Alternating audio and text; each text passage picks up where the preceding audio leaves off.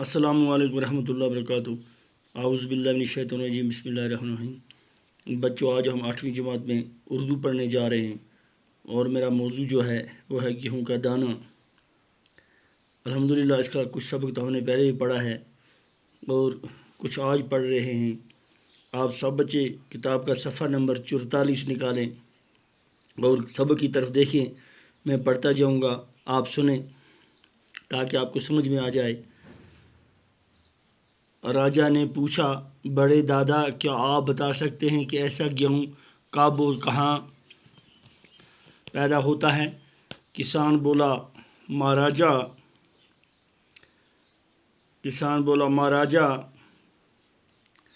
میرے زمانے میں ایسا گیہوں ہر جگہ ملتا تھا اور بویا بھی جاتا تھا۔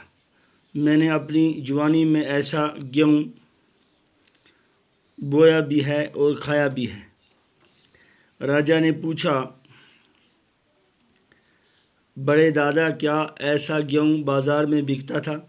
کسان نے جواب دیا، سرکار ہمارے زمانے میں کوئی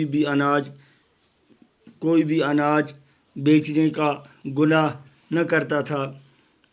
ہم میں سے کوئی بھی پیسے کا نام نہ جانتا تھا۔ ہر ایک کے پاس اپنی ضرورت کے مطابق گیہوں ہوتا تھا۔ یہ سن کر راجا نے پھر پوچھا، بڑے میاں یہ بتائیے کہ ایسا گیہوں آپ کس زمین میں بوتے تھے اور آپ کے کھیت کہاں تھے؟ اس پر بوڑھے دادا نے کہا، ہمارے کھیت اتنے بڑے تھے جتنی خدا کی زمین۔ جہاں جہاں میں ہل جوتتا تھا وہ میرا کھیت تھا۔ اس زمانے میں کوئی نہ کہتا تھا کہ یہ زمین میری ہے۔ انسان اپنے ہاتھوں سے کام کیے بغیر کسی چیز کو اپنا نہیں کہتا تھا۔ راجا نے کچھ سوچا اور پھر کہا، بڑے دادا مگر ہم اس زمانے میں اتنا بڑا گیہوں کیوں نہیں پیدا کر سکتے؟ دوسرے یہ کہ آپ کا پوتا تو 2 لاٹھیوں کا سہارا لیتا ہوا آیا، لیکن آپ بغیر کسی سہارے کے چلتے ہیں اور آپ کی صحت اتنی اچھی ہے۔ بوڑھا کسان بولا، سرکار اتنا بڑا گیہوں اب نہیں اگتا۔ وجہ یہ ہے کہ آج کا انسان اپنی کمائی پر مطمئن نہیں بلکہ اپنے پڑوسی کی دولت کی طرف للچائی ہوئی نظر سے دیکھتا ہے۔ اس وقت ہر انسان خدا پر ایمان رکھتا تھا اور اپنی محنت پر بھروسہ کرتا تھا، اسی لیے اس کا بویا ہوا گیہوں اتنا بڑا تھا اور اس کی صحت بھی اچھی تھی۔ تو یہ سبق تھا اس موضوع کا لاسٹ کا سبق جو میں نے آپ کے سامنے پڑھا۔ تو یہ کل تو ہم نے پڑھا ہے کہ پہلے تو بیٹے کو لایا، بڑا گیہوں جب تھا پہلے تو بیٹے کو لایا بادشاہ نے کہ بتاؤ یہ کیا چیز ہے؟ گیہوں کا دانہ ہے، کہ آپ اس کو جانتے ہو، آپ کے زمانے میں اگتا ہے؟ اسے نہیں بتا سکا۔ پھر اس کے باپ کو لایا، اسے بھی نہیں بتا سکا۔ پھر باپ نے کہا اپنے باپ کا کہ اس کو لاؤ، لیکن جو بیٹا آیا تھا وہ زیادہ کمزور تھا، اس کا باپ اس سے طاقتور تھا اور اس کا باپ اس سے طاقتور تھا۔ پھر اس کے بڑے دادے کو لایا کہ آپ اس گیہوں کو جانتے ہو، آپ کے زمانے میں ہوتا تھا۔ بولا ہاں، وہ بہت خوش ہو گیا، اچھل پڑا، بولا ہاں یہ ہمارے زمانے کا گیہوں ہے، ہم اس کو بوتے بھی تھے اور کماتے بھی تھے اور کھاتے بھی تھے، یہ تو اتنا بڑا گیہوں کا دانہ ہمارے زمانے کا ہے۔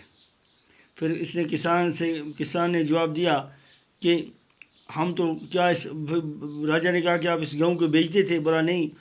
کسان نے کہا کہ نہیں، ہمیں پتہ ہی نہیں تھا پیسہ کیا چیز ہے اور ہم بیچنے کا گناہ نہیں لیتے تھے۔ ہم جتنا کماتے تھے وہ خود کھاتے تھے اور اتنے کماتے نہیں، ضرورت کے مطابق گیہوں جو ہمیں ضرورت ہے وہی کماتے تھے۔ یہ سن کر پھر راجا نے پوچھا، بتائیے آپ کی زمین اس کے لیے کہاں تک تھی؟ بولنے لگا کہ جہاں تک میں بو سکتا تھا وہاں تک میری زمین تھی۔ تو پھر اس نے کہا کہ آپ تو بہت محنتی تھے۔ اور پھر راجا نے پوچھا کہ آج یہ گیہوں کیوں نہیں ہوتا ہے؟ پھر کسان نے کہا، بوڑھے دادا نے کہا کہ آج تو لوگوں کی کمائی پر دل للچاتے ہیں، لیکن ہم اپنی کمائی کرتے تھے، محنت کرتے تھے۔ آج تو لوگ اتنی محنت نہیں کرتے، کہاں یہ اتنا بڑا گیہوں آج کے دور میں اگے گا۔ تو یہ تھا سبق۔ تو اسی سبق میں سے میں نے کچھ مشکل الفاظ نکالے ہیں، یہ بھی میں آپ کے سامنے پڑھتا ہوں۔ اناج، غلہ، پوتا، بیٹے کا بیٹا، سہارا، مدد، مطمئن ہونا، اطمینان رکھنا، حاضر، موجود، رواج، طریقہ۔ یہ تھے اس کے کچھ مشکل الفاظ، یہ بھی میں نے آپ کے سامنے پڑھ دیے۔ تو آپ یہ الفاظوں کو یاد رکھیں گے اور اپنی کاپی پر لکھیں گے، کیونکہ آپ کو اس کی بہت ضرورت پڑے گی۔ اس کے مشکل الفاظ تھے۔ الحمدللہ اس کا سبق تو ہم نے کمپلیٹ کر دیا۔ اب آئندہ اس کے ہمیں سوال لکھنے ہیں، وہ سوال لکھیں گے ہم۔ تو سبق ہم نے پڑھ لیا، سبق کو یاد رکھنا چاہیے، پڑھنا چاہیے، کیونکہ یہ زبان ہے۔ زبان ضروری ہے کہ یہ پڑھنے بھی آنی چاہیے اور لکھنے بھی آنی چاہیے۔